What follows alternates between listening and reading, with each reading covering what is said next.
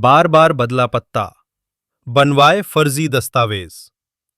कैसे भारत में 25 साल से अधिक समय तक भेष बदलकर छिपा, 10 वर्ष की उम्र में पार किया था बॉर्डर। दोस्तों, आइए जानते हैं एक ऐसे शख्स की कहानी जो मध्य प्रदेश के भोपाल के बुधवारा से चौंकाने वाला मामला सामने आया है।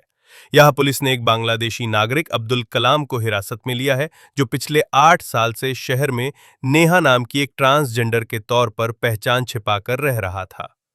अब्दुल, जो 10 साल की उम्र में भारत आया था और भोपाल के बुधवारा इलाके में बसने से पहले 2 दशक मुंबई में बिताया था, कथित तौर पर एक ट्रांसजेंडर की पहचान अपनाकर और स्थानीय हिजला समुदाय का एक सक्रिय सदस्य बन गया। कुछ रिपोर्ट्स के मुताबिक स्थानीय एजेंटों की मदद से जाली दस्तावेजों का इस्तेमाल करके, जैसे कि आधार कार्ड, राशन कार्ड और यहां तक कि पासपोर्ट सहित कई महत्वपूर्ण दस्तावेज हासिल कर लिए।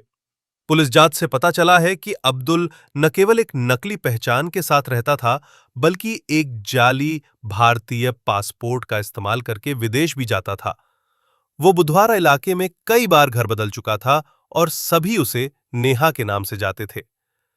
रिपोर्ट के अनुसार अब ये पता लगाने के लिए उसके लिंग का मेडिकल टेस्ट किया जा रहा है कि क्या वो पैदाइशी ट्रांसजेंडर है या उसने पहचान छिपाने के लिए इस पहचान का इस्तेमाल किया था। पुलिस सूत्रों ने बताया कि कलाम महाराष्ट्र में ट्रांसजेंडर गतिविधियों में भी शामिल था, जिससे सवाल उठता है कि क्या उसका भेष किसी बड़े नेटवर्क का हिस्सा था। अधिकारी इस बात की जांच कर रहे हैं कि क्या ट्रांसजेंडर समुदाय के अन्य सदस्य इस धोखाधड़ी में शामिल थे या अनजाने में उनकी मदद कर रहे थे। रिपोर्ट के मुताबिक अब्दुल को फर्जी पहचान पत्र हासिल करने में कथित तौर पर मदद करने वाले 2 स्थानीय युवकों से फिलहाल पूछताछ की जा रही है। जांचकर्ताओं को शक है कि यह तो बस एक छोटा सा मामला है, क्योंकि एक बड़ा नेटवर्क अवैध इमिग्रेशन और दस्तावेजों की जालसाजी को बढ़ावा दे रहा है। दोस्तों, इसकी जांच करने के लिए अब्दुल के मोबाइल फोन की कॉल रिकॉर्डिंग और चैट की जांच की जा रही है। अब्दुल को विदेशी अधिनियम के तहत 30 दिनों के लिए हिरासत में लिया गया है। अतिरिक्त जीसीपी शालिनी दीक्षित ने कहा कि वो पिछले 8-10 सालों से भोपाल में रह रहा है। इससे पहले वो महाराष्ट्र में था। हमें एक मुखबिर के जरिए सूचना मिली और हमने पहचान की प्रक्रिया शुरू कर दी। इसी बीच वो बांग्लादेश भी गया है और हम संबंधित विभागों से रिपोर्ट का इंतजार कर रहे हैं। अधिकारियों ने इमिग्रेशन की प्रक्रिया शुरू कर दी है, लेकिन इससे रैकेट के दायरे और अब्दुल कलाम की भारत और विदेश में पिछली गतिविधियों, आवाजाही और संबंधों की गहन जांच की जा रही है।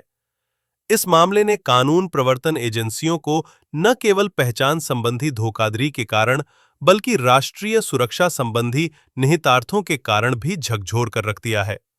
दोस्तों, अब सवाल ये उठ रहे हैं कि एक विदेशी नागरिक जाली दस्तावेजों का इस्तेमाल करके भारत के एक बड़े शहर में वर्षों तक बिना किसी पहचान के कैसे रह पाया। भोपाल पुलिस केंद्रीय एजेंसियों के साथ मिलकर अब इस धोखाधड़ी की पूरी तह तक पहुंचने के लिए समय की कमी महसूस कर रही है, और ये भी कि क्या ये एक अलग घटना थी या किसी गहरे और ज्यादा परेशान करने वाले नेटवर्क का हिस्सा थी।